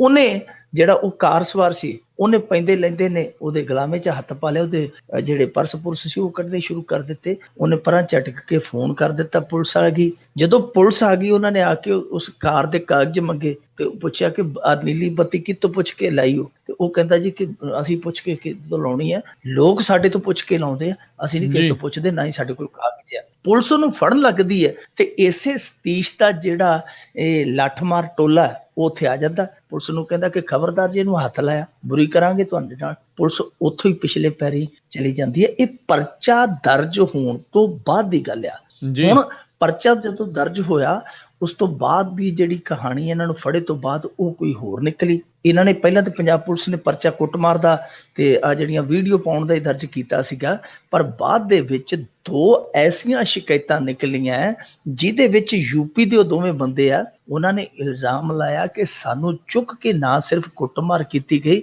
ਬਲਕਿ ਸਾਡੇ ਨਾਲ ਬਦਫੈਲੀ ਕੀਤੀ ਗਈ, ਔਰ ਬਦਫੈਲੀ ਕਰਨ ਵਾਲਾ ਜਿਹੜਾ ਦੂਜਾ ਟੋਲਾ ਗਰੋਹ ਤੇ ਹੈ ਹੀ ਸੀ, ਖੁਦ ਸਤੀਸ਼ ਵੀ ਉਹਦੇ 'ਚ ਸ਼ਾਮਲ ਸੀ। ਸੋ ਇੱਕ ਬਹੁਤ ਵੱਡੀ ਇਹ ਚੀਜ਼ ਨਿਕਲ ਆਈ ਕਿ ਉਹ ਜਿਵੇਂ ਫਿਲਮ ਦਾ ਡਾਇਲੋਗ ਹੈ ਨਾ ਜੀ, ਕਹਿੰਦੇ ਕਿ ਹਮ ਥੋੜੇ ਸੇ ਬੇਵਫਾ ਕਿਆ ਹੋਏ ਆਪ ਤੋਂ ਵੱਧ ਚੱਲਣ ਹੋ ਗਏ ਸ਼ਰਮਾ ਜੀ। ਤੇ ਉਹ ਉਹੀ ਗੱਲ ਹੈ ਕਿ ਸਤੀਸ਼ ਜੀ, ਜੇ ਤੁਹਾਨੂੰ ਥੋੜੀ ਜਿਹੀ ਸਰਕਾਰ ਨੇ ਢੀਲ ਕਿਆ ਦੀ ਤਾਂ ਆਪਕੋ ਤਾਂ ਕਰੈਕਟਰ ਹੀ ਢੀਲਾ ਨਿਕਲਾ। ਇਹ ਕਰੈਕਟਰ ਢੀਲਾ ਵੀ ਇਹਨਾਂ ਦਾ ਨਿਕਲ ਆਇਆ। ਹੁਣ ਇਹ ਰਿਮਾਂਡ ਤੇ 2 ਦਿਨ ਦਾ ਰਿਮਾਂਡ ਲਿਆ, ਸਾਰਾ ਟੋਲਾ ਉੱਥੇ ਰਿਮਾਂਡ ਤੇ ਆ। ਅੱਗੇ ਵੇਖੋ ਜੇ ਤੇ ਇਹਨਾਂ ਨੂੰ ਰਿੜਕਿਆ ਗਿਆ ਚੰਗੀ ਤਰ੍ਹਾਂ ਕੀ ਨਿਕਲਦਾ ਹੈ। ਪਰ ਹੈਰਾਨੀ ਦੀ ਗੱਲ ਇਹ ਹੈ ਕਿ ਇਹ ਕੰਮ 30-35 ਸਾਲ ਤੋਂ ਚੱਲਦਾ ਆਇਆ ਸੀ, ਔਰ ਇਹਨਾਂ ਦੇ ਕੋਲ ਸਭ ਤੋਂ ਵੱਡੀ ਗੱਲ ਇਹ ਹੈ ਕਿ ਉਹ ਹਥਿਆਰ ਆ ਜਿਨ੍ਹਾਂ ਨੂੰ ਆਪਾਂ ਕਹਿ ਸਕਦੇ ਹਾਂ ਕਿ ਆਮ ਬੰਦਾ ਉਹ ਹਥਿਆਰ ਵੇਖ ਕੇ ਡਹਿਲ ਜਾਂਦਾ ਹੈ। ਦੂਜੀ ਗੱਲ ਕਿ ਆਮ ਬੰਦੇ ਦੀ ਪਹੁੰਚ ਤੋਂ ਹੀ ਉਹ ਬਾਹਰ ਨੇ। ਤੀਜੀ ਗੱਲ ਕਿ ਉਹਨਾਂ ਦੇ ਲਾਇਸੈਂਸ ਨਹੀਂ ਬਣਦੇ, ਇਹ ਪਤਾ ਨਹੀਂ ਕਿਹਦੇ ਤੋਂ ਪੁੱਛ ਕੇ ਲਈ ਫਿਰਦੇ ਸੀ। ਬੜਾ ਕੁਝ ਨਿਕਲ ਸਕਦਾ ਸਤੀਸ਼ ਦੇ ਕੋਲੋਂ ਕਿ ਹੋਰ ਇਹੋ ਜਿਹੇ ਕਿਹੜੇ ਇਹਨੇ ਘਿਨਾਉਣੇ ਕੰਮ ਕੀਤੇ ਆ, ਪਰ ਦੱਸਦੇ ਆ ਕਿ ਕੁਝ ਲੋਕ ਉਹਦੀ ਪਿੱਠ ਤੇ ਵੀ ਆ ਗਏ ਆ। ਜੀ ਸੋ ਤੁਸੀਂ ਸੁਣ ਰਹੇ ਹੋ ਪ੍ਰੋਗਰਾਮ ਖਬਰ ਤੇ ਨਜ਼ਰ ਪ੍ਰੋਗਰਾਮ ਸੋਮਵਾਰ ਤੋਂ ਸ਼ਨੀਚਰਵਾਰ ਤੱਕ ਸਵੇਰੇ 9:30 ਵਜੇ ਅਤੇ ਰੋਜ਼ਾਨਾ ਸ਼ਾਮ ਨੂੰ 8:30 ਵਜੇ ਪੰਜਾਬੀ ਰੇਡੀਓ USA ਦੇ ਉੱਤੇ ਤੁਹਾਡੇ ਲਈ ਆਪਾਂ ਪੇਸ਼ ਕਰਦੇ ਹਾਂ। ਸਾਡੇ ਅੱਜ ਦੇ ਇਸ ਖਬਰ ਤੇ ਨਜ਼ਰ ਪ੍ਰੋਗਰਾਮ ਦੇ ਬੁਲਟਨ ਨੂੰ ਸਪਾਂਸਰ ਕਰਦੇ ਨੇ ਰੇਟ ਬੀਟ ਮਾਰਗੇਜ ਵਾਲੇ। ਕਿਸੇ ਵੀ ਤਰੀਕੇ ਦੀ ਮਾਰਗੇਜ ਜਾਂ ਕਮਰਸ਼ੀਅਲ ਲੋਨ ਦੇ ਲਈ ਤੁਸੀਂ ਅੱਜ ਹੀ ਰੇਟ ਬੀਟ ਮਾਰਗੇਜ ਵਾਲਿਆਂ ਨੂੰ ਕਾਲ ਕਰੋ। ਇਹਨਾਂ ਦਾ ਨੰਬਰ 877 877 7575 877 877 7575। ਜੀ ਮਿੰਟੂ ਜੀ, ਅਗਲੀ ਆਪਾਂ ਗੱਲ ਕਰਦੇ ਹਾਂ ਮਲੇਰਕੋਟਲੇ ਵਿੱਚ ਵੱਡਾ ਹਾਦਸਾ, 2 ਮਜ਼ਦੂਰ ਮਰੇ, ਦਰਜਨ ਜ਼ਖਮੀ। ਜਿਹੜੀਆਂ ਆਖਰੀ ਰਿਪੋਰਟਾਂ ਸੀਗੀਆਂ ਤੇ 2 ਮਜ਼ਦੂਰ ਮਰੇ ਤੇ ਦਰਜਨ ਜਿਹੜੇ ਆ ਉਹ ਜ਼ਖਮੀ ਆ ਲਗਭਗ। ਇਹਦੇ ਵਿੱਚ ਜਿਹੜੀ ਹੁਣ ਕਿਉਂਕਿ ਦੇਰ ਸ਼ਾਮ ਇਹ ਖਬਰ ਸੁਣਨ ਨੂੰ ਮਿਲੀ ਹੈ, ਇਹਦੇ ਵਿੱਚ ਦੱਸਿਆ ਹੀ ਜਾਂਦਾ ਕਿ ਕਿਸੇ ਫੈਕਟਰੀ ਨੇ ਕੋਈ ਵਿਸ਼ਾਲ ਪੇਪਰ ਮਿਲ ਲਿਆ ਉੱਥੇ ਮਲੇਰਕੋਟਲਾ ਦੇ ਅੰਦਰ, ਤੇ ਉਹਨੇ ਕੋਈ ਨਵੀਂ ਮਸ਼ੀਨ ਲਿਆਂਦੀ ਸੀ। ਉਹ ਮਸ਼ੀਨ ਲਿਆ ਕੇ ਜਦੋਂ ਫਿੱਟ ਕੀਤੀ, ਚਲਾਉਣ ਲੱਗੇ ਤੇ ਬੋਇਲਰ ਵਗੈਰਾ ਕੋਈ ਉਹਦਾ ਫਟ ਗਿਆ, ਕੋਈ ਪੁਰਜ਼ਾ, ਉਹਦੀ ਚਪੇਟ ਦੇ ਵਿੱਚ ਆ ਕੇ 2 ਮਜ਼ਦੂਰ ਤੇ ਜਿਹੜੇ ਆ ਉਹਨਾਂ ਦੀ ਮਰਨ ਦੀ ਖਬਰ ਆ। ਦਰਜਨ ਦੇ ਕਰੀਬ ਦੱਸਦੇ ਆ ਕਿ ਜਿਹੜੇ ਜ਼ਖਮੀ ਜਿਨ੍ਹਾਂ ਦਾ ਵੱਖ-ਵੱਖ ਥਾਵਾਂ ਤੇ ਇਲਾਜ ਚੱਲਣ ਡਿਆ, ਖਾਸ ਤੌਰ ਤੇ ਰਜਿੰਦਰਾ ਹਸਪਤਾਲ 'ਚ ਭੇਜੇ ਗਏ ਆ। ਬੜੀ ਕਹਿ ਲਈਏ ਮੰਦਭਾਗੀ ਘਟਨਾ, ਖਾਸ ਤੌਰ ਤੇ ਕਿਰਤੀ ਕਾਮਿਆਂ ਲਈ, ਜਿਹੜੇ ਬੰਦੇ 200-250 ਰੁਪਈਏ ਲਈ ਆਪਣੀ ਜਾਨ ਰੋਜ਼ਾਨਾ ਹੀ ਹੁਲਦੇ ਆ, ਰੋਜ਼ਾਨਾ ਹੀ ਆਪਣੀ ਜਾਨ ਜੋਖਮ ਦੇ ਵਿੱਚ ਪਾਉਂਦੇ ਆ, ਤਾਂ ਉਹਨਾਂ ਦੇ ਲਈ ਅੱਜ ਸ਼ਾਇਦ ਇਹ 250-300 ਰੁਪਈਆ ਸੀ ਜਿਹੜਾ ਉਹ ਕਾਲ ਬਣ ਗਿਆ। ਇਸ ਕਰਕੇ ਉਹ ਰਕਮ ਤੇ ਨਹੀਂ ਕਮਾ ਸਕੇ, 250-300 ਦੀ ਆਪਣੀ ਮੌਤ ਜ਼ਰੂਰ ਕਮਾ ਚੱਲੇ ਘਰਾਂ ਨੂੰ। ਇਹ ਹਾਦਸੇ ਵਾਰ-ਵਾਰ ਹੁੰਦੇ ਆ। ਤੁਹਾਨੂੰ ਯਾਦ ਹੋਣਾ ਜਲੰਧਰ ਦੇ ਵਿੱਚ ਇੱਕ ਬਹੁਤ ਵੱਡੇ ਕਾਰੋਬਾਰੀ ਦੀ ਇੱਕ ਵਾਰੀ ਫੈਕਟਰੀ ਜਿਹੜੀ ਉਹ ਡਿੱਗ ਪਈ ਸੀ, ਉਹਦੇ ਥੱਲੇ ਆ ਕੇ ਮਜ਼ਦੂਰ ਜਿਹੜੇ 6-7 ਮਜ਼ਦੂਰ ਜਿਹੜੇ ਮਰ ਗਏ ਸਨ। ਬਹੁਤ ਵੱਡਾ ਉਸ ਕਾਰੋਬਾਰੀ ਦਾ ਕੰਮ ਆ, ਬੜੇ ਅਖਬਾਰ ਵਗੈਰਾ ਵੀ ਉਹਨੇ ਚਲਾਏ ਹੋਏ ਆ, ਪਰ ਉਸ ਕਾਰੋਬਾਰੀ ਨੂੰ ਜਦੋਂ ਮੁਆਵਜ਼ਾ ਦੇਣ ਦੀ ਵਾਰੀ ਆਈ ਤੇ ਉਹਨੂੰ ਤਾਪ ਚੜ ਗਿਆ ਸੀ, ਉਹਨੇ ਕੱਖ ਵੀ ਨਹੀਂ ਦਿੱਤਾ। ਬਾਅਦ ਦੇ ਵਿੱਚ ਕੋਰਟ ਦੇ ਵਿੱਚ ਗਿਆ ਤੇ ਕੋਰਟ ਦੇ ਵਿੱਚੋਂ ਵੀ ਇਹ ਜਿਹੜਾ ਮਸਲਾ ਸੀਗਾ ਉਹਦੇ ਚੋਂ ਬਰੀ ਹੋ ਗਿਆ। ਮੁਆਵਜ਼ਾ ਪਤਾ ਨਹੀਂ ਉਹਨਾਂ ਨੂੰ ਮਿਲਿਆ ਕਿ ਨਹੀਂ ਮਿਲਿਆ। ਸੋ ਮਜ਼ਦੂਰਾਂ ਦੀ ਹੋਣੀ ਤੇ ਇਹੋ ਜਿਹੀ ਹੈ ਕਿ ਜਿਹੜੇ ਵੱਡੇ ਕਾਰੋਬਾਰੀ ਹੈ ਉਹਨਾਂ ਨੂੰ ਕੁਛ ਨਹੀਂ ਹੁੰਦਾ, ਮਜ਼ਦੂਰ ਹੈ ਜਿਹੜੇ ਉਹਦੇ ਕਿਰਤ ਕਰਦੇ ਉੱਥੇ ਹੀ ਆਪਣੀ ਕਬਰ ਬਣਾ ਬੈਂਦੇ ਆ। ਇਹਨਾਂ ਮਜ਼ਦੂਰਾਂ ਦੀ ਇੱਕ ਤੇ ਸੁਰੱਖਿਆ ਜਿਹੜੀ ਉਹ ਬੜੀ ਜ਼ਰੂਰੀ ਹੈ, ਜਿਹੜੀ ਕਿ ਪੰਜਾਬ ਦੇ ਵਿੱਚ ਕਿਤੇ ਵੀ ਵੇਖਣ ਨੂੰ ਨਹੀਂ ਮਿਲਦੀ। ਤੁਸੀਂ ਹੋਰ ਤੇ ਛੱਡੋ, ਕਦੇ ਤੁਸੀਂ ਬਿਜਲੀ ਠੀਕ ਕਰਦੇ ਮਜ਼ਦੂਰ ਦੇਖੋ ਜਿਹੜੇ ਪ੍ਰਾਈਵੇਟ ਠੇਕੇਦਾਰਾਂ ਨੇ ਰੱਖੇ ਆ, ਜਦੋਂ ਖੰਭਿਆਂ ਤੇ ਚੜ੍ਹਦੇ ਆ ਏਦਾਂ ਚੜੇ ਹੁੰਦੇ ਆ ਜਿਵੇਂ ਕਹਿਣਾ ਨਹੀਂ ਚਾਹੀਦਾ, ਇਸ ਤਰ੍ਹਾਂ ਚੜੇ ਹੁੰਦੇ ਜਿਵੇਂ ਦਰਖਤਾਂ ਤੇ ਲੰਗੂਰ ਚੜੇ ਹੁੰਦੇ, ਲਮਕੇ ਹੁੰਦੇ ਵਿਚਾਰੇ। ਪਰ ਉਹਨਾਂ ਦੇ ਕੋਲ ਇੱਥੋਂ ਤੱਕ ਕਿ ਗਲਵਸ ਵੀ ਨਹੀਂ ਹੁੰਦੇ ਪੰਜਾਬ ਵਿੱਚ। ਦੂਜੀ ਕਿੱਟ ਤੇ ਉਹਨਾਂ ਦੀ ਸਿਕਿਉਰਿਟੀ ਵਾਸਤੇ ਹੋਣੀ ਕੀ ਹੈ, ਉਹਨਾਂ ਕੋਲ ਗਲਵਸ ਵੀ ਨਹੀਂ ਹੁੰਦੇ। ਨੰਗੇ ਧੜ ਨੰਗੇ ਹੱਥ ਜਾ ਕੇ ਤਾਰਾਂ ਨੂੰ ਹੱਥ ਪਾਉਂਦੇ ਆ। ਕੋਈ ਇਸ ਤਰ੍ਹਾਂ ਦੀ ਕੋਈ ਕੋਲ ਪੌੜੀ ਨਹੀਂ ਹੁੰਦੀ, ਕੋਈ ਇਸ ਤਰ੍ਹਾਂ ਦਾ ਕੋਲ ਪ੍ਰਬੰਧ ਨਹੀਂ ਹੁੰਦਾ, ਕੋਈ ਮੈਡੀਕਲ ਨਹੀਂ ਹੁੰਦਾ, ਬਸ ਸਾਰਾ ਕੁਛ ਆਰਾਮ ਭਰੋਸੇ ਆ। ਤਾਂ ਕਿਤੇ ਵੀ ਮਜ਼ਦੂਰ ਦੀ ਸੁਰੱਖਿਆ ਜਿਹੜੀ ਉਹ ਇੱਥੋਂ ਦੇ ਕਾਰੋਬਾਰੀਆਂ ਦੇ ਏਜੰਡੇ ਤੇ ਨਹੀਂ, ਜਿਹੜੀ ਕਿ ਪਹਿਲ ਹੋਣੀ ਚਾਹੀਦੀ ਹੈ। ਦੂਜੀ ਗੱਲ ਕਿ ਸਰਕਾਰਾਂ ਨੂੰ ਇਸ ਤਰ੍ਹਾਂ ਦੀ ਪਾਲਿਸੀ ਲਿਆਉਣੀ ਚਾਹੀਦੀ ਹੈ, ਜਿਸ ਤਰ੍ਹਾਂ ਇਹ ਮਜ਼ਦੂਰ ਜਿਹੜੇ ਕੰਮ ਤੇ ਮਰੇ ਆ, ਤੇ ਜਿਵੇਂ ਸਰਕਾਰੀ ਡਿਊਟੀ ਤੇ ਕੋਈ ਬੰਦਾ ਮਰਦਾ, ਕਰਮਚਾਰੀ ਮਰਦਾ, ਤੇ ਇੱਕ ਤੇ ਉਹਦੇ ਲਈ ਰੋਜ਼ਗਾਰ ਜਿਹੜਾ ਹੁੰਦਾ ਉਹ ਤੈਅ ਕੀਤਾ ਜਾਂਦਾ, ਦੂਸਰਾ ਇੱਕ ਮੋਟਾ ਮੁਆਵਜ਼ਾ ਦਿੱਤਾ ਜਾਂਦਾ ਤੇ ਇਹਨਾਂ ਮਜ਼ਦੂਰਾਂ ਨੂੰ ਵੀ ਦੇਣਾ ਚਾਹੀਦਾ। ਜੀ ਜੀ ਜੀ। ਤੇ ਮਿੰਟੂ ਜੀ ਅੱਗੇ ਵਧਦੇ ਆ। ਐਸਪੀ ਸਲਵਿੰਦਰ ਨੂੰ ਹਾਈ ਕੋਰਟ ਵੱਲੋਂ ਵੱਡੀ ਰਾਹਤ। ਕੁਝ ਮੇਰੇ ਖਿਆਲ ਦੇ ਨਾਲ ਤੇ ਸਲਵਿੰਦਰ ਦਾ ਜਿਹੜਾ ਮੁਕੱਦਰ ਹੈ ਉਹ ਬੜਾ ਕਿਲਿਆ, ਹੂੰ ਹਰੇਕ ਥਾਂ ਤੇ ਉਹ ਠੁੱਕ ਜਾਂਦਾ, ਫਟੇ ਦੇ ਵਿੱਚ ਨਾ ਜੀ ਗੱਡਿਆ ਜਾਂਦਾ। ਇਹਦਾ ਲੱਕ ਹੈ ਜਿਹੜਾ ਉਹ ਵਾਕਈ ਉਹਦਾ ਲੱਕ ਬਹੁਤ ਮਜ਼ਬੂਤ ਹੈ, ਇਹਦੇ ਲੱਕ ਦਾ। ਜੀ ਸਲਵਿੰਦਰ ਜਿਵੇਂ NIA ਦੇ ਵਿੱਚੋਂ ਨਿਕਲ ਆਇਆ ਤੇ ਸਾਫ਼ ਸੁਥਰਾ ਜਿਹਾ ਨਿਕਲ ਆਇਆ, ਸਾਰੇ ਹੈਰਾਨ ਸਨ ਕਿ ਖੂਹ ਦੇ ਵਿੱਚੋਂ ਵੀ ਇੱਟ ਜਿਹੜੀ ਹੈ ਸੁੱਕੀ ਨਿਕਲ ਆਈ। ਖੈਰ ਬਿਲਕੁਲ। ਤੇ ਉਸ ਤੋਂ ਬਾਅਦ ਹੁਣ ਜਦੋਂ ਇਹਦੇ ਤੇ ਰੇਪ ਦਾ ਕੇਸ ਦਰਜ ਹੋਇਆ, ਸਾਰੇ ਕਹਿੰਦੇ ਸਨ ਕਿ ਸਲਵਿੰਦਰ ਦਾ ਵੀਜ਼ਾ ਜਿਹੜਾ ਉਹ ਲੰਮੇ ਸਮੇਂ ਲਈ ਲੱਗ ਗਿਆ ਜੇਲ੍ਹ ਦਾ, ਪਰ ਉੱਥੋਂ ਵੀ ਉਹ ਮੋੜ ਕੱਟਦਾ ਤੇ ਅੱਜ ਹਾਈ ਕੋਰਟ 'ਚੋਂ ਰਾਹਤ ਲੈ ਗਿਆ। ਹਾਈ ਕੋਰਟ ਨੇ ਉਹਦੀ ਅਰੈਸਟ ਨੂੰ ਸਟੇ ਕਰ ਦਿੱਤਾ ਹੈ, ਉਹਦੀ ਗ੍ਰਿਫਤਾਰੀ ਤੇ ਰੋਕ ਲਾ ਦਿੱਤੀ ਹੈ। ਜਦੋਂ ਗ੍ਰਿਫਤਾਰੀ ਤੇ ਇੱਕ ਵਾਰੀ ਰੋਕ ਲੱਗ ਜਾਂਦੀ ਹੈ, ਫਿਰ ਸੰਭਾਵਨਾ ਇਹ ਹੁੰਦੀ ਹੈ ਕਿ ਇਹ ਐਕਸਟੈਂਡ ਵੀ ਹੋ ਸਕਦੀ ਹੈ ਤੇ ਜਾਂ ਜਿਹਨੂੰ ਆਪਾਂ ਕਹਿ ਸਕਦੇ ਹਾਂ ਐਂਟੀਸਪੇਟਰੀ ਬੇਲ, ਜਿਹਨੂੰ ਅੰਤਰਿਮ ਜ਼ਮਾਨਤ ਕਹਿ ਦਿੰਦੇ ਆ, ਉਹ ਵੀ ਹੋਣ ਦੀ ਸੰਭਾਵਨਾ ਵੱਧ ਜਾਂਦੀ ਹੈ। ਸੋ ਇਹਦੀ ਸੰਭਾਵਨਾ ਜਿਹੜੀ ਉਹ ਲਗਾਤਾਰ ਵੱਧਦੀ ਜਾ ਰਹੀ ਹੈ ਕਿ ਹੋ ਸਕਦਾ ਹੈ ਇਹਨੇ ਕੋਈ ਇਹੋ ਜਿਹੀ ਦਲੀਲ, ਇਹੋ ਜਿਹਾ ਕੋਈ ਪੁਆਇੰਟ ਜਿਹੜਾ ਆ ਆਪਣੇ ਵਕੀਲ ਦੇ ਜ਼ਰੀਏ ਰਖਵਾਇਆ ਹੋਵੇ, ਅਦਾਲਤ ਨੂੰ ਲੱਗਿਆ ਹੋਵੇ ਕਿ ਕੇਸ ਆ ਜਿਹੜਾ ਉਹ ਲਾਗ ਡਾਟ ਨਾਲ ਬਣਿਆ, ਜਾਂ ਕੋਈ ਸਰਕਾਰ ਆ ਜਿਹੜੀ ਉਹ ਸਲਵਿੰਦਰ ਦੇ ਨਾਲ ਕੋਈ ਉਤਲੀ ਹੇਠਲੀ ਕਰਦੀ ਹੈ। ਇਸ ਕਰਕੇ ਪਹਿਲਾਂ ਦੀ ਗ੍ਰਿਫਤਾਰੀ ਤੇ ਰੋਕ ਲਾਈ ਗਈ ਹੈ। ਆਉਣ ਵਾਲੇ ਦਿਨਾਂ 'ਚ ਇਹਦੇ ਲਈ ਸੰਭਾਵਨਾ ਪ੍ਰਬਲ ਹੋ ਗਈ ਹੈ ਕਿ ਸ਼ਾਇਦ ਜੇਲ੍ਹ 'ਚ ਜਾਣ ਤੋਂ ਬਚ ਕੇ ਇਹ ਜ਼ਮਾਨਤ ਵਗੈਰਾ ਲੈ ਜਾਵੇ। ਪਰ ਇੱਥੇ ਹੁਣ ਰੋਲ ਬਣਦਾ ਹੈ ਸਰਕਾਰ ਦਾ, ਕਿਉਂਕਿ ਜਦੋਂ ਵੀ ਇਹੋ ਜਿਹਾ ਕੇਸ ਹੁੰਦਾ ਨਾ ਜੀ, ਉਹ ਸਟੇਟ ਵਰਸਜ ਜਿਹੜਾ ਫਲਾਣਾ ਸਿੰਘ ਟਮਕਾਣਾ ਸਿੰਘ ਇਸ ਤਰ੍ਹਾਂ ਹੁੰਦਾ ਹੈ, ਤਾਂ ਸਟੇਟ ਨੇ ਕੇਸ ਉਹ ਲੜਨਾ ਹੁੰਦਾ ਤੇ ਸਟੇਟ ਮੇਰੇ ਖਿਆਲ ਦੇ ਨਾਲ ਉਹ ਕੇਸ ਨੂੰ ਚੰਗੀ ਤਰ੍ਹਾਂ ਲੜ ਨਹੀਂ ਰਹੀ। ਇਹਦਾ ਜਿਹੜਾ ਸਟੇ ਆਇਆ ਉਹ ਨਹੀਂ ਸੀ ਆਉਣਾ ਚਾਹੀਦਾ, ਕਿਉਂਕਿ ਇਹਦਾ ਕੇਸ ਹੈ ਜਿਹੜਾ ਉਹ ਬਹੁਤ ਜ਼ਿਆਦਾ ਮਜ਼ਬੂਤ ਆ ਜੋ ਇਹਦੇ ਤੇ ਦਰਜ ਹੋਇਆ।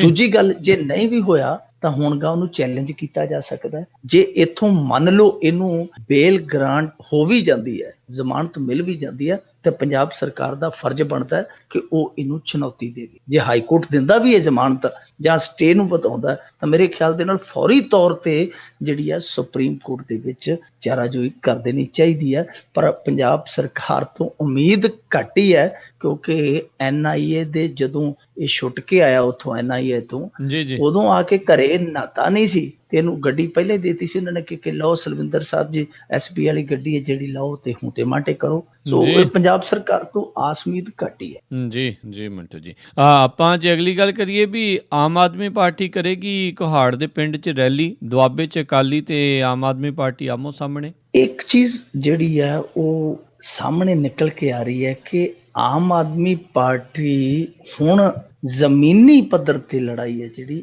ਉਹ ਸ਼ੁਰੂ ਕਰ ਰਹੀ ਹੈ ਜੀ, ਜਿਹੜੀ ਕਿ ਬਹੁਤ ਚਿਰਾਂ ਤੋਂ ਪੰਜਾਬ ਵਾਸੀ ਉਡੀਕਦੇ ਸਨ ਕਿ ਅਕਾਲੀਆਂ ਦਾ ਜਿਹੜਾ ਰੱਥ ਆ ਇਹਨੂੰ ਰੋਕਣ ਲਈ ਅੱਗੇ ਜਿਹੜਾ ਆ ਹਰਡਲ ਕੌਣ ਬਣੇਗਾ। ਤਾਂ ਮੇਰੇ ਖਿਆਲ ਦੇ ਨਾਲ ਉਹ ਜਿਹੜੀ ਜ਼ਮੀਨੀ ਪੱਧਰ ਤੇ ਇੱਕ ਲੜਾਈ ਹੋਣੀ ਚਾਹੀਦੀ ਹੈ, ਇੱਕ ਵਿਰੋਧੀ ਧਿਰ ਵਾਂਗੂ, ਜਿਹੜੀ ਛੋਟੇ ਤੋਂ ਛੋਟੇ, ਵੱਡੇ ਤੋਂ ਵੱਡੇ ਮੁੱਦੇ ਤੇ ਜਿਹੜੀ ਹੈ ਕੇਂਦਰ ਤੋਂ ਹੋਵੇ। ਉਹ ਲੜਾਈ ਸ਼ਾਇਦ ਹੁਣ ਵੇਖਣ ਨੂੰ ਮਿਲੇਗੀ। ਆਮ ਆਦਮੀ ਪਾਰਟੀ ਮੈਦਾਨ 'ਚ ਆ ਗਈ ਹੈ ਤਾਂ ਸਮਝੋ ਜਿਹੜੀ ਕਾਂਗਰਸ ਆ ਉਹ ਵੀ ਕੌਫੀਆਂ ਛੱਡ ਕੇ ਆਪਦੀਆਂ ਆ ਜਾਏਗੀ ਮੈਦਾਨ ਦੇ ਵਿੱਚ। ਇਹਨਾਂ ਨੇ ਕੀ ਕੀਤਾ ਜੀ, ਆਮ ਆਦਮੀ ਪਾਰਟੀ ਨੇ ਦੋ ਥਾਈਂ ਮੋਰਚਾ ਮੰਗਾ ਦਿੱਤਾ ਅੱਜ। ਇੱਕ ਤੇ ਲੋਹੀਆਂ ਦੇ ਲਾਗੇ ਪਿੰਡ ਸੀ, ਇੱਕ ਪਿੰਡ ਨਹੀਂ ਵਾਹਵਾ ਕਹਿ ਸਕਦੇ, 3-4 ਪਿੰਡ ਸੀ ਜਿੱਥੋਂ ਇੱਕ ਵਾਟਰ ਵਰਕਸ ਨੂੰ ਸਪਲਾਈ ਹੁੰਦੀ ਸੀ ਪਾਣੀ ਦੀ। ਉੱਥੇ 200-250 ਜਣਾ ਇੱਕਦਮ ਬਿਮਾਰ ਹੋ ਗਿਆ ਪਾਣੀ ਪੀ ਕੇ। ਇਹਨਾਂ ਦੇ ਬੰਦੇ ਉੱਥੇ ਗਏ ਨੇ, ਇਹਨਾਂ ਨੇ ਜਾ ਕੇ ਉੱਥੇ ਕੋਈ ਧਰਨਾ ਲਾਇਆ ਛੋਟਾ ਮੋਟਾ, ਤੇ ਉੱਥੇ ਦਾ ਜਿਹੜਾ DSP ਦੱਸਦੇ ਆ ਕਿ ਕੁਹਾੜ ਸਾਹਿਬ ਦਾ ਬਿਲਕੁਲ ਨਜ਼ਦੀਕ ਆ,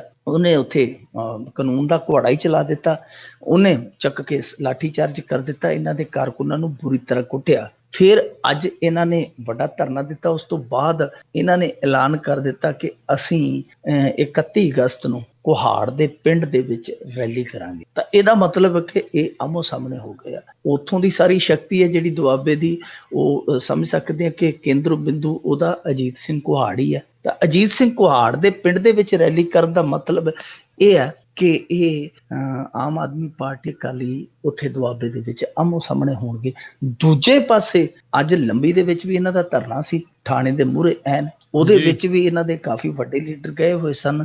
ਬੀਬੀ ਬਲਜਿੰਦਰ ਕੌਰ ਸੀਗੀ, ਪ੍ਰਿੰਸੀਪਲ ਬਲਦੇਵ ਸਿੰਘ ਆਜ਼ਾਦ, ਅਜੀਤਪਾਲ, ਹੋਰ ਰੁਪਿੰਦਰ ਕੌਰ ਰੂਬੀ, ਇਸ ਤਰ੍ਹਾਂ ਦੇ ਵੱਡੇ ਲੀਡਰ ਗਏ ਹੋਏ ਸਨ। ਤਾਂ ਉੱਥੇ ਵੀ ਇਹਨਾਂ ਨੇ ਐਲਾਨ ਕੀਤਾ ਵਾ ਕਿ ਜੇ ਭਾਈ ਸਾਡੇ ਬੰਦੇ ਜਿਹੜੇ ਵਲੰਟੀਅਰਸ ਨੂੰ ਸਰਪੰਚ ਨੇ ਕੁੱਟਿਆ, ਮਾਰਿਆ, ਗਾਲਾਂ ਕੱਢੀਆਂ, ਜੇ ਉਹਨੂੰ ਤੁਸੀਂ 1 ਹਫ਼ਤੇ ਤੱਕ ਅੰਦਰ ਨਹੀਂ ਕੀਤਾ ਤੇ ਅਸੀਂ ਲੰਬੀ ਦੇ ਵਿੱਚ ਵੀ ਮੋਰਚਾ ਖੋਲ ਦਿਆਂਗੇ। ਸੋ ਜਾਪਦਾ ਇਹੀ ਹੈ ਕਿ ਹੁਣ ਅਕਾਲੀ ਦਲ ਤੇ ਆਮ ਆਦਮੀ ਪਾਰਟੀ ਵਾਲੇ ਜਿਹੜੇ ਅਖਬਾਰਾਂ ਤੱਕ, ਬਿਆਨਾਂ ਤੱਕ ਹਾਲੇ ਆਮੋ ਸਾਹਮਣੇ ਨਜ਼ਰ ਆਉਂਦੇ ਸੀ, ਉਹ ਹੇਠਲੇ ਪੱਧਰ ਤੇ ਹੁਣ ਆਪਾਂ ਨੂੰ ਆਪੋ ਆਪਣੀਆਂ ਲੜਾਈਆਂ ਲੜਦੇ ਨਜ਼ਰ ਆਉਣਗੇ। ਇਹਦੇ ਚ ਤਰਿਆਕਲ ਵੀ ਆ ਸਕਦਾ। ਕਾਂਗਰਸ ਵਾਲੇ ਵੀ ਜਿਵੇਂ ਅੱਗੇ ਉਹਨਾਂ ਨੇ ਕੀਤਾ ਸੀ, ਜਿਵੇਂ ਆਮ ਆਦਮੀ ਪਾਰਟੀ ਵਾਲੇ ਫਰੇਮ ਦੇ ਵਿੱਚ ਆਏ, ਮੁੱਦੇ ਚੁੱਕਣ ਲੱਗੇ ਤੇ ਫਿਰ ਕੈਪਟਨ ਸਾਹਿਬ ਵੀ ਧਰਨਿਆਂ ਵਾਲੇ ਚੱਕਰ 'ਚ ਪੈ ਗਏ ਸਨ। ਤਾਂ ਆਉਣ ਵਾਲੇ ਦਿਨਾਂ 'ਚ ਆਪਾਂ ਇਹ ਦੇਖ ਸਕਦੇ ਹਾਂ ਕਿ ਇੱਕ ਦਿਲਚਸਪ ਲੜਾਈ ਸਾਨੂੰ ਵੇਖਣ ਨੂੰ ਮਿਲੇਗੀ ਜਦੋਂ ਅਸਲ ਲੜਾਈ ਸ਼ੁਰੂ ਹੋਏਗੀ, ਜਦੋਂ ਮੁੱਦਿਆਂ ਦੀ ਲੜਾਈ ਸ਼ੁਰੂ ਹੋਏਗੀ। ਹਾਲੇ ਤੇ ਇਹ ਆਪ ਵਾਲੇ ਆਪਣੇ ਵਲੰਟੀਅਰਸ ਜਿੱਥੇ ਜਿੱਥੇ ਕੁੱਟੇ ਗਏ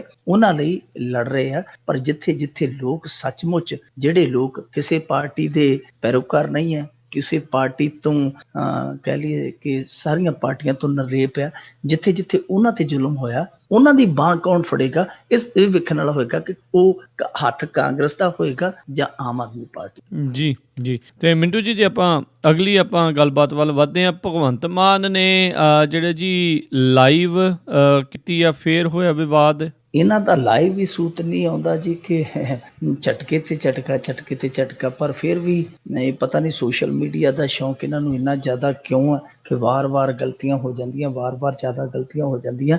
ਇੱਕ ਫੇਸਬੁੱਕ ਵਾਲੇ ਵੀ ਜਿਹੜੇ ਆ ਬੜੇ ਚੰਦਰੇ ਆ, ਨਿਤ ਨਵਾਂ ਫੰਕਸ਼ਨ, ਕੋਈ ਨਿਤ ਨਵਾਂ ਫੰਕਸ਼ਨ ਦੇ ਦਿੰਦੇ ਆ। ਤੇ ਅਸੀਂ ਪੰਜਾਬੀ ਥੋੜੇ ਜਿਹੇ ਜ਼ਿਆਦਾ ਅੱਜ ਕੱਲ੍ਹ ਕਰੇਜ਼ੀ ਆ ਫੇਸਬੁੱਕ ਦੇ। ਕੱਲ ਸਾਡਾ ਇੱਕ ਸੱਜਣ ਸੀ, ਉਹ ਮੁਰਗੇ ਵਾਲੀ ਦੁਕਾਨ ਤੇ ਜਾ ਕੇ ਲਾਈਵ ਕਰ ਬੈਠਾ, ਕਹਿੰਦਾ ਜੀ ਆਹ ਦੇਖੋ ਮੁਰਗੇ ਦੀ ਟੰਗ ਹੈ, ਇੱਥੋਂ ਹਲਦੀ ਲਾਈ ਦੀ, ਇੱਥੇ ਮਿਰਚ ਲਾਈ ਦੀ, ਆ ਕੜਾਇਆ, ਇਹਦੇ ਚ ਤਲੀ ਦਾ ਤੇ ਫਿਰ ਆਹ ਮੂੰਹ ਹੈ, ਇਹਦੇ ਰਾਹੀਂ ਖਾਈਦਾ। ਉਹ ਉੱਥੋਂ ਲਾਈਵ ਕਰੀ ਜਾਂਦਾ ਸੀਗਾ। ਸੋ ਲਾਈਵ ਵਾਲਾ ਹੁਣ ਸਾਡੇ ਨਵਾਂ ਹੱਥ ਲੱਗਾ ਪੁਰਜਾ। ਇਹਨਾਂ ਨੇ ਵੀ, ਭਗਵੰਤ ਮਾਨ ਸਾਹਿਬ ਹੋਰਾਂ ਨੇ ਵੀ ਉਹਨੂੰ ਕਾਫੀ ਵਰਤਣਾ ਸ਼ੁਰੂ ਕਰ ਦਿੱਤਾ। ਕਾਰ 'ਚ ਜਾਂਦੇ ਤੇ ਤਾਂ ਕਹਿ ਦਿੰਦੇ ਆ ਸਮਾਂ ਹੈਗਾ ਤੇ ਆਓ ਲਾਈਵ ਹੋਈਏ। ਜੇ ਆਸੇ ਪਾਸੇ ਕਿਤੇ ਬੈਠੇ ਹੁੰਦੇ ਆ, ਇੰਤਜ਼ਾਰ ਕਿਸੇ ਦਾ ਕਰ ਰਹੇ ਹੁੰਦੇ ਆ, ਤੇ ਦੂਜਿਆਂ ਨੂੰ ਕਹਿ ਦਿੰਦੇ ਕਿ ਆਓ ਕਰੀਏ ਲਾਈਵ, ਵਿਹਲੇ ਆ। ਇਹਨਾਂ ਨੇ ਜਿਹੜਾ ਇੱਥੇ ਲਾਈਵ ਕੀਤਾ ਹੈ ਬੱਦੋਵਾਲ ਦੇ ਵਿੱਚ, ਉਹ ਲਾਈਵ ਜਿਹੜਾ ਉੱਥੇ ਕਰਨ ਵਾਲਾ ਕਹਿ ਲਈਏ ਕਿ ਸਥਾਨ ਨਹੀਂ ਸੀ, ਥਾਂ ਨਹੀਂ ਸੀ, ਮੌਕਾ ਨਹੀਂ ਸੀ। ਤੇ ਬੱਦੋਵਾਲ ਗਏ ਸਨ ਅਫਸੋਸ ਕਰਨ, ਤੇ ਉੱਥੇ ਸੱਥਰ ਤੇ ਬੈਠਿਆਂ ਨੇ ਲਾਈਵ ਚਲਾ ਲਿਆ। ਹੁਣ ਇੱਕ ਪਾਸੇ ਕੀਰਨੇ ਪੈ ਰਹੇ ਹੋਣ, ਇੱਕ ਪਾਸੇ ਨੀਮ ਬੇਹੋਸ਼ੀਆਂ ਛਾਈਆਂ ਹੋਣ, ਇੱਕ ਪਾਸੇ ਕਹਿਰ ਟੁੱਟਾ ਹੋਵੇ, ਦੂਜੇ ਪਾਸੇ ਅਸੀਂ ਸੋਸ਼ਲ ਮੀਡੀਆ ਤੇ ਉਹਦਾ ਅਸੀਂ ਬਣਾ ਕੇ ਮੁੱਦਾ ਉੱਥੇ ਆਪਣੀ ਵਿਚਾਰ ਚਰਚਾ ਕਰਦੇ ਹੋਈਏ, ਚੰਗਾ ਨਹੀਂ ਲੱਗਦਾ। ਸਾਡੇ ਸਮਾਜ ਦੇ ਵਿੱਚ ਚੰਗਾ ਵੈਸੇ ਵੀ ਨਹੀਂ ਜਾਪਦਾ ਕਿ ਅਸੀਂ ਕਿਸੇ ਦੇ ਗਮ ਨੂੰ ਅੱਗੇ ਜਾ ਕੇ ਅਸੀਂ ਇੱਕ ਏਜੰਡਾ ਬਣਾ ਕੇ ਪੇਸ਼ ਕਰੀਏ, ਇੱਕ ਮੁੱਦਾ ਬਣਾ ਕੇ ਪੇਸ਼ ਕਰੀਏ। ਉੱਥੇ ਜਦੋਂ ਲਾਈਵ ਹੋ ਰਿਹਾ ਸੀ, ਇਹਨਾਂ ਦੇ ਆਪਣੇ ਬੰਦੇ ਜਿਹੜੇ ਜਾਗਦੀਆਂ ਜ਼ਮੀਰਾਂ ਵਾਲੇ ਆ, ਖੁੱਲੀਆਂ ਅੱਖਾਂ ਵਾਲੇ, ਉਹਨਾਂ ਨੇ ਉਦੋਂ ਹੀ ਕਿਹਾ ਕਿ ਮਾਨ ਸਾਹਿਬ ਇਹ ਗੱਲ ਜਿਹੜੀ ਆ ਗਲਤ ਹੋ ਰਹੀ ਹੈ, ਇਸ ਤਰ੍ਹਾਂ ਨਹੀਂ ਕਰਨਾ ਚਾਹੀਦਾ। ਪਰ ਉਦੋਂ ਕਿਸੇ ਨੇ ਪੁੱਛਿਆ ਨਹੀਂ, ਦੱਸਿਆ ਨਹੀਂ। ਪਰ ਜਿਵੇਂ ਹੀ ਇਹ ਗੱਲ ਜਿਹੜੀ ਆ ਉਸ ਪਰਿਵਾਰ ਤੱਕ ਪਹੁੰਚੀ, ਉਹਨਾਂ ਨੇ ਬੁਰਾ ਮਨਾਇਆ। ਭਗਵੰਤ ਮਾਨ ਸਾਹਿਬ ਨੂੰ ਪੁੱਛਿਆ, ਉਹ ਕਹਿੰਦਾ ਜੀ ਮੈਨੂੰ ਤਾਂ ਪਤਾ ਨਹੀਂ, ਮੇਰੀ ਮੀਡੀਆ ਟੀਮ ਹੈ ਜਿਹੜੀ, ਹੋ ਸਕਦਾ ਉਹਨਾਂ ਨੇ ਕਰ ਦਿੱਤਾ ਹੋਵੇ। ਤੇ ਉਹ ਕਹਿੰਦੇ ਕਿ ਇਹਦੇ 'ਚ ਕੋਈ ਮੇਰੇ ਖਿਆਲ ਦੇ ਨਾਲ ਕੋਈ ਵੱਡੀ ਗੱਲ ਨਹੀਂ ਹੈ, ਇਹ ਅਸੀਂ ਲੋਕਾਂ ਦੇ ਦੁੱਖ ਦਰਦ ਨੂੰ ਹੀ ਜਿਹੜਾ ਹੈ ਲੋਕਾਂ ਤੱਕ ਪਹੁੰਚਾਇਆ। ਤਾਂ ਮੇਰੇ ਖਿਆਲ ਦੇ ਨਾਲ ਇਹ ਕੋਈ ਜਵਾਬ ਹੈ ਜਿਹੜਾ ਉਹ ਸੰਤੁਸ਼ਟ ਕਰਨ ਵਾਲਾ ਜਵਾਬ ਨਹੀਂ ਹੈ। ਮੀਡੀਆ ਟੀਮ ਇਹਨਾਂ ਦੀ ਹੈ, ਮੀਡੀਆ ਟੀਮ ਨੇ ਕੀ ਕਰਨਾ ਹੈ ਉਹ ਮੀਡੀਆ ਟੀਮ ਨੂੰ ਪਤਾ ਨਹੀਂ ਹੋਣਾ ਚਾਹੀਦਾ, ਭਗਵੰਤ ਮਾਨ ਨੂੰ ਪਤਾ ਹੋਣਾ ਚਾਹੀਦਾ। ਮੀਡੀਆ ਟੀਮ ਤੇ ਸਭ ਤੋਂ ਤਕੜੀ ਇਸ ਸਮੇਂ ਸੁਖਬੀਰ ਸਿੰਘ ਬਾਦਲ ਦੀ ਹੈ ਜਾਂ ਕੈਪਟਨ ਅਮਰਿੰਦਰ ਸਿੰਘ ਦੀ ਹੈ, ਤੇ ਉਹ ਤਾਂ ਫਿਰ ਉਹਨਾਂ ਦੇ ਪੇਜਾਂ ਤੇ ਗਾਹ ਪਾਈ ਫਿਰਨਾ। ਸੋ ਮੀਡੀਆ ਟੀਮ ਨੂੰ ਜਿਹੜਾ ਕੰਮ ਦੇਣਾ ਉਹ ਭਗਵੰਤ ਮਾਨ ਸਾਹਿਬ ਨੇ ਦੇਣਾ। ਜੋ ਇਹਨਾਂ ਨੇ ਉੱਤਰ ਦਿੱਤਾ ਹੈ, ਸ਼ਾਇਦ ਉਹ ਉੱਤਰ ਭਗਵੰਤ ਮਾਨ ਦੀ ਛਵੀ ਦੇ ਮੁਤਾਬਕ ਖਰਾ ਨਹੀਂ ਉਤਰਦਾ। ਇਹਨਾਂ ਨੂੰ ਇਹ ਚੀਜ਼ਾਂ ਤੋਂ ਬਚਣਾ ਚਾਹੀਦਾ। ਖਾਸ ਤੌਰ ਤੇ ਇਹੋ ਜਿਹੇ ਮੌਕਿਆਂ ਤੇ ਰਾਜਨੀਤੀ ਹੈ ਜਿਹੜੀ ਨਹੀਂ ਕਰਨੀ ਚਾਹੀਦੀ, ਕਿਉਂਕਿ ਜੋ ਰਾਜਨੇਤਾ ਸਿਵਿਆਂ ਤੇ ਗੁਲਗੁਲੇ ਪਕਾਉਂਦੇ ਆ, ਉਹ ਬਹੁਤਾ ਚਿਰ, ਇਹ ਆਪ ਹੀ ਕਹਿੰਦੇ ਹੁੰਦੇ ਕਿ ਬਹੁਤਾ ਚਿਰ ਲੋਕਾਂ ਦੇ ਦਿਲਾਂ ਤੇ ਫਿਰ ਰਾਜ ਵੀ ਨਹੀਂ ਕਰਦਾ। ਜੀ ਜੀ ਜੀ। ਤੇ ਜਾਂਦੇ ਜਾਂਦੇ ਆਪਾਂ ਜੇ ਗੱਲ ਕਰੀਏ ਮਿੰਟੂ ਜੀ, ਵੀ ਮੋਹਨ ਭਾਗਵਤ ਨੇ ਕਿਹਾ ਹਿੰਦੂਆਂ ਨੂੰ ਵੱਧ ਜਵਾਕ ਜੰਮਣ ਲਈ। ਇਹ ਦੇਖੋ 3-4 ਬੰਦੇ, ਜਿਹੜਾ ਇਹਨਾਂ ਦਾ ਜ਼ੋਰ ਹੈ ਜਿਹੜਾ ਉਹ ਇਸੇ ਗੱਲ ਤੇ ਲੱਗਾ ਰਹਿੰਦਾ ਹੈ ਕਿ ਮੁਸਲਮਾਨਾਂ ਦੀ ਆਬਾਦੀ ਇੰਨੀ ਹੋ ਗਈ, ਹਿੰਦੂਆਂ ਦੀ ਇੰਨੀ ਹੋ ਗਈ, ਆਪਾਂ ਉਹਨਾਂ ਤੋਂ ਅੱਗੇ ਲੰਘਣਾ, ਆਪਾਂ ਇਹਨਾਂ ਤੋਂ ਅੱਗੇ ਲੰਘਣਾ। ਪਰ ਇਹਨਾਂ ਦੇ ਕੋਲ ਇਹ ਏਜੰਡਾ ਨਹੀਂ ਹੈ ਕਿ ਜਿਹੜੀ ਆਬਾਦੀ ਸਾਡੇ ਕੋਲ ਇਸ ਸਮੇਂ ਹੈ ਉਹਨੂੰ ਤੇ ਰੋਟੀ ਨਹੀਂ ਪੂਰੀ ਆਉਂਦੀ। ਉਹ ਤੇ ਦੁਨੀਆ ਦੇ ਵਿੱਚ ਇੱਕ ਰਿਕਾਰਡ ਹੈ ਕਿ ਇੰਨੇ ਕਰੋੜ ਆ, ਜਿਹੜੇ ਕੋਈ 20 ਕਰੋੜ ਕਹਿੰਦਾ, ਕੋਈ 25 ਕਰੋੜ ਕਹਿੰਦਾ, ਕੋਈ 30 ਕਰੋੜ ਤੱਕ ਵੀ ਕਹਿ ਦਿੰਦਾ ਕਿ ਉਹ ਬੰਦੇ ਉਹ ਜਿਹੜੇ ਕੁਦਰਤ ਤੇ ਮੁਅੱਸਰ ਹੈ, ਮਿਲ ਗਈ ਖਾ ਲਈ, ਨਹੀਂ ਤੇ ਉਹ ਚੁੱਪ ਕਰਕੇ ਬੈਠੇ ਆ। ਸੋ ਉਹ ਹਾਲੇ ਸਾਡੇ ਕੋਲੋਂ ਉਹਨਾਂ ਦੀ ਪਹੁੰਚ ਤੱਕ ਰੋਟੀ ਨਹੀਂ ਹੋਈ। ਸਾਡੇ ਕੋਲ ਉਹ ਤੇ ਹਾਲੇ ਤੱਕ ਜਿਹੜੇ ਆ ਉਹ ਤ੍ਰਿਪਤ ਨਹੀਂ ਹੋਏ, ਤੇ ਅਸੀਂ ਗਾਂ ਕਹਿੰਦੇ ਕਿ ਆਬਾਦੀ ਨਾ ਘਟ ਜੇ, ਚੱਕ ਦਿਓ ਫੱਟੇ। ਪਰ ਬਾਕੀ ਗੱਲ ਬਾਤ ਦੀ ਹੈ, ਮੋਹਨ ਭਾਗਵਤ ਨੂੰ ਪੁੱਛੇ ਕਿ ਭਾਈ ਜੇ ਤੁਹਾਨੂੰ ਇੰਨਾ ਹੀ ਆਬਾਦੀ ਦਾ ਤੇ ਹੈ, ਇੰਨਾ ਹੀ ਜ਼ਿਆਦਾ ਤੁਹਾਨੂੰ ਹੇਜ ਹੈ ਕਿ ਤੁਸੀਂ ਘੱਟ ਗਿਣਤੀਆਂ ਚ ਨਾ ਜਾਓ ਕਿਸੇ ਸਮੇਂ ਅੱਗੇ ਜਾ ਕੇ, ਤਾਂ ਫਿਰ ਯੋਗੀ ਆਦਿੱਤਿਆਨਾਥ, ਸਾਧਵੀ ਪ੍ਰਾਚੀ, ਜਿਹੜਾ ਇੱਕ ਹੋਰ ਇਹਨਾਂ ਦਾ ਸਾਕਸ਼ੀ ਮਹਾਰਾਜ, ਤੁਸੀਂ ਇਹਨਾਂ ਦੇ ਵਿਆਹ ਕਿਉਂ ਨਹੀਂ ਕਰਵਾਉਂਦੇ? ਆਪ ਤੇ ਤੁਸੀਂ ਗ੍ਰਸਤੀ ਤੋਂ ਭਗੌੜੇ ਹੋ ਤੇ ਦੂਜਿਆਂ ਨੂੰ ਤੁਸੀਂ ਕਹਿੰਦੇ ਹੋ ਕਿ ਇੰਨੇ ਜੰਮੋ। ਅੱਜ ਦੀ ਮਹਿੰਗਾਈ ਦੇ ਵਿੱਚ ਦੇਖੋ, ਇਹ ਬੰਦੇ ਨੇ ਫੈਸਲਾ ਕਰਨਾ, ਜੋੜੇ ਨੇ ਫੈਸਲਾ ਕਰਨਾ ਕਿ ਸਾਡੇ ਜਵਾਕ ਕਿੰਨੇ ਹੋਣੇ ਚਾਹੀਦੇ ਆ, ਅਸੀਂ ਉਹਨਾਂ ਨੂੰ ਕਿਸ ਤਰ੍ਹਾਂ ਦੀ ਪਰਵਰਿਸ਼ ਕਿਹੜੇ ਹਾਲਾਤਾਂ 'ਚ ਦੇ ਸਕਦੇ ਆ। ਕਿਉਂਕਿ ਅੱਜ ਸਾਰੇ ਬੰਦੇ ਚਾਹੇ ਕਿਸੇ ਵੀ ਧਰਮ ਨੂੰ ਬਿਲੋਂਗ ਕਰਦੇ ਹੋਣ, ਅੱਜ ਉਹ ਇਹ ਦੇਖਦੇ ਆ ਕਿ ਸਾਡੀ ਹੈਸੀਅਤ ਕਿੰਨੀ ਕੁ, ਇਸ ਮਹਿੰਗਾਈ ਦੇ ਮੁਤਾਬਕ ਅਸੀਂ ਆਪਣਾ ਘਰ ਪਰਿਵਾਰ ਕਿਵੇਂ ਚਲਾ ਸਕਦੇ ਆ। ਧਰਮ ਜਾਂ ਇਹੋ ਜਿਹੇ ਜਿਹੜੇ ਪ੍ਰਾਪੇਗੰਡੇ ਆ ਉਹ ਬਾਅਦ ਦੀਆਂ ਗੱਲਾਂ। ਇਹੋ ਜਿਹਾ ਬਿਆਨ ਸਾਡਾ ਜਥੇਦਾਰ ਵੀ ਇੱਕ ਦੇ ਚੁੱਕਾ, ਉਹਨੇ ਵੀ ਲੱਥੀ ਲਾਈ ਉਦੋਂ ਬਹੁਤ ਕਰਵਾਈ ਸੀਗੀ ਕਿ ਭਾਈ ਰੋਟੀ ਇਹਨਾਂ ਨੂੰ ਖਾਏਗਾ ਜਵਾਕਾਂ ਨੂੰ। ਸੋ ਇਹ ਆਪੋ ਆਪਣੀਆਂ ਸੋਚਾਂ ਰਹਿ ਕੇ ਚੱਲ ਰਹੇ ਆ। ਸੋ ਨਾ ਤੇ ਇੱਕ ਸਾਂਝੀ ਸੋਚ ਬਣ ਰਹੀ ਹੈ ਕਿਤੇ, ਤੇ ਨਾ ਹੀ ਕੋਈ ਇਹੋ ਜਿਹੀ ਸੋਚ ਬਣ ਰਹੀ ਹੈ ਜਿਹਦੇ ਵਿੱਚ ਇਹ ਘੱਟ ਗਿਣਤੀ, ਇਹ ਵੱਧ ਗਿਣਤੀ, ਇਹ ਜਿਹੜਾ ਯਾਬੀ ਮੁੱਕ ਜਾਵੇ, ਲੋੜ ਹੀ ਨਾ ਪਵੇ। ਕਿਉਂਕਿ ਸਭ ਤੋਂ ਵੱਡੀ ਸਮੱਸਿਆ ਇਸ ਸਮੇਂ ਭਾਰਤ ਦੀ ਜੇ ਕੋਈ ਹੈ, ਉਹ ਹੈ ਵੱਧ ਰਹੀ ਆਬਾਦੀ। ਜੀ ਬਿਲਕੁਲ। ਤੇ ਬਹੁਤ ਧੰਨਵਾਦ ਕਰਦੇ ਮਿੰਟੂ ਜੀ, ਤੁਸੀਂ ਸਾਡੇ ਨਾਲ ਜੁੜੇ, ਇਹਨਾਂ ਖਬਰਾਂ ਬਾਰੇ ਸਾਨੂੰ ਵਿਸਥਾਰ ਦੇ ਵਿੱਚ ਜਾਣਕਾਰੀ ਦਿੱਤੀ। ਅਗਲੇ ਬੁਲੇਟਿਨ ਤੱਕ ਲਈ ਤੁਹਾਡਾ ਬਹੁਤ ਧੰਨਵਾਦ, ਮਿਹਰਬਾਨੀ, ਸਤਿ ਸ੍ਰੀ ਅਕਾਲ। ਸ਼ੁਕਰੀਆ ਜੀ। ਤੇ ਸਰੋਤਿਓ, ਇੱਥੇ ਹੀ ਸਾਡਾ ਅੱਜ ਦਾ ਇਹ ਪ੍ਰੋਗਰਾਮ ਖਬਰ ਤੇ ਨਜ਼ਰ ਉਹ ਵੀ ਹੁਣ ਸਮਾਪਤ ਹੁੰਦਾ ਹੈ। ਹੁਣ ਮੈਨੂੰ ਰਾਜਕਨਵੀਰ ਸਿੰਘ ਨੂੰ ਵੀ ਇਜਾਜ਼ਤ ਦਿਓ। ਮੇਰੇ ਵੱਲੋਂ ਵੀ ਆਪ ਸਭ ਨੂੰ ਬਹੁਤ ਪਿਆਰ ਸਤਿਕਾਰ ਸਹਿਤ ਦੋਨੋਂ ਅੱਜ ਜੋੜ ਕੇ ਨਿੱਘੀ ਜਿਹੀ ਸਤਿ ਸ੍ਰੀ ਅਕਾਲ। ਜਿਉਂਦੇ ਵਸਦੇ ਰਹੋ, ਹੱਸਦੇ ਖੇਲਦੇ ਰਹੋ ਤੇ ਸੁਣਦੇ ਰਹੋ ਪੰਜਾਬੀ ਰੇਡੀਓ USA।